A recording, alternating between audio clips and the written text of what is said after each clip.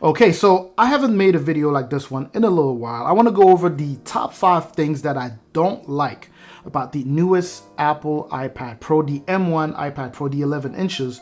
But at the same time, I also want to talk about the top 5 things that I really do like about this tablet. Let's go ahead and jump in. Now, the first thing I like the least about this tablet is the price. And I want to clarify something really quick here. Everything that I highlight in this video, so whether I like or I don't like, is just my personal opinion, right? That's just my personal take. That doesn't necessarily mean that you will like or will agree with me. But anyway, I simply have my personal reasons why I do or don't like something in relation to this tablet. So the price, it will run you about $800 for the base version. And although it's even more spec'd out this year compared to last year, I just feel like you can really get your money worth by grabbing something else, like a MacBook. The MacBook Air, for example, although it is technically a laptop, will still offer you a good level of portability. Again, it's not the same as carrying a laptop, but still very portable device. Sure, it's a different form factor, but still, I feel like a good chunk of potential iPad buyers will get a lot more off of something like that as opposed to the iPad Pro. But then again, it's always the case. Last year, for example, when it came out, it was just as expensive when it came out then. All right, so the number 2 thing that I like the least about this tablet here is the lack of aggressive multitasking features. Sure, you'll tell me that it's because of the platform itself, but that doesn't change the fact that this iPad is a Pro tablet that is still somewhat limited in terms of the level of multitasking it can offer. And it's definitely not because of some type of lack of power. Definitely not that, not the M1. It's just that Apple won't let you do it. And I'm really looking forward to the day when Apple can actually make some changes with that and maybe come up with some type of feature native to Apple itself that would allow you to do a little bit more with that interface. The third thing here is the inability to expand that internal storage via something as easy as a micro SD card. So when you buy an iPad Pro with 128 gigs of base storage, that's just that. You got an iPad Pro with 128 gigs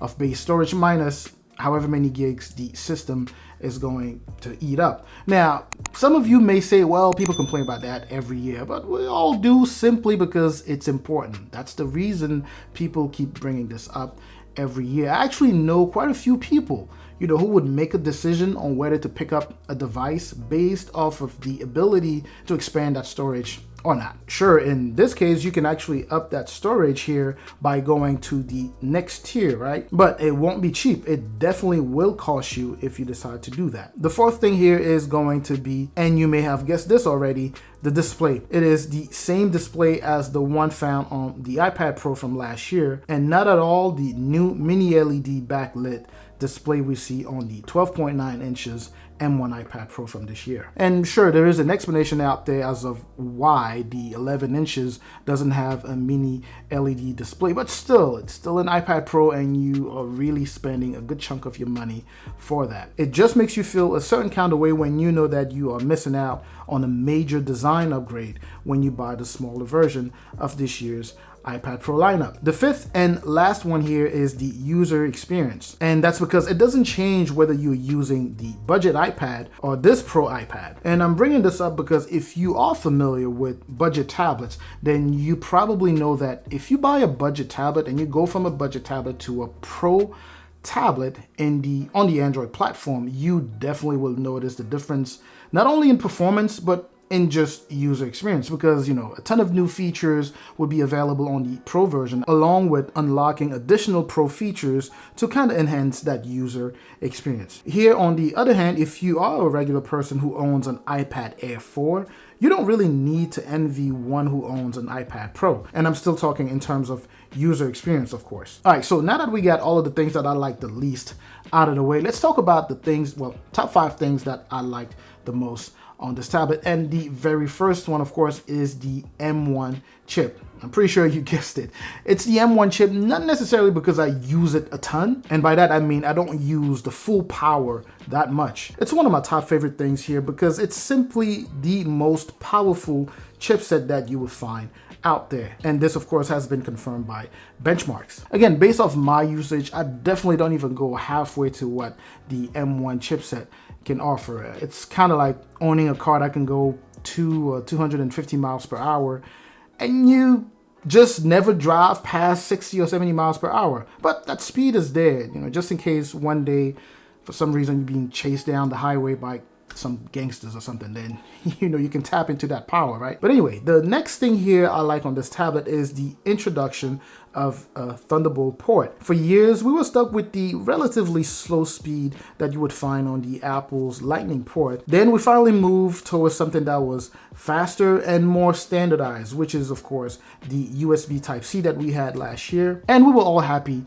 to have that. Then Apple decided to go ahead and upgrade that and hit us with the Thunderbolt port. And that, of course, is an awesome decision by Apple to not only offer something that would enable very fast data transfer, but also make things pretty standard, right? The third thing that I like here is the true depth camera system with ultra wide. It has this really cool feature where during video chat, it can actually track your movement and adjust the camera to still kind of keep you in the shot. So you can kind of move a little bit more freely while chatting, as long as you are within that frame of the ultra wide shot. And beyond that, the camera itself is also good. Now, I'm not going to tell you to go ahead and buy a tablet based solely off of camera, but in either case, this camera here is actually pretty decent. All right, so the fourth thing that I like about this tablet is Face ID. Over the past few years, quite a few manufacturers have tried to come up with something that would match or that can compete with Face ID, and none of them has come with anything that would be as good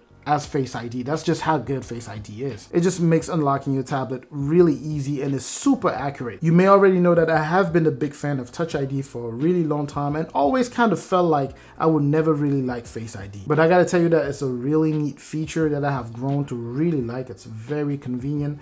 It quickly scans your face as soon as you lift up the tablet. Now, the fifth and last thing here is going to be the support for Apple's ProMotion, so high refresh rate. Now, over the past year or two, high refresh rate on a Pro tablet is a must, for, at least in my opinion. If a Pro tablet doesn't have a high refresh rate, I just don't even consider that a Pro tablet. Once you use a high refresh rate tablet, it gets really tough going to anything lower. It just makes everything so smooth, and again, makes for a better user experience no matter what you're using it for. So your day-to-day tasks, navigation, entertainment, and more. Anyway, so those were my top 5 least favorite and top 5 favorite things about the Apple iPad Pro 11 inches, the M1 iPad Pro 11 inches from this year. Now, what are your top things that you like or that you hate about this tablet? Are there things that you like or you hate about this tablet? Make sure to put those in the comment section. I'm going to catch you in that comment section. Make sure also to like this video and make sure to subscribe if you're not subscribed yet. I'm going to catch you in that comment section like I just mentioned here, and I'm also going to catch you in the next video. And up until that next video, make sure to stay safe out there.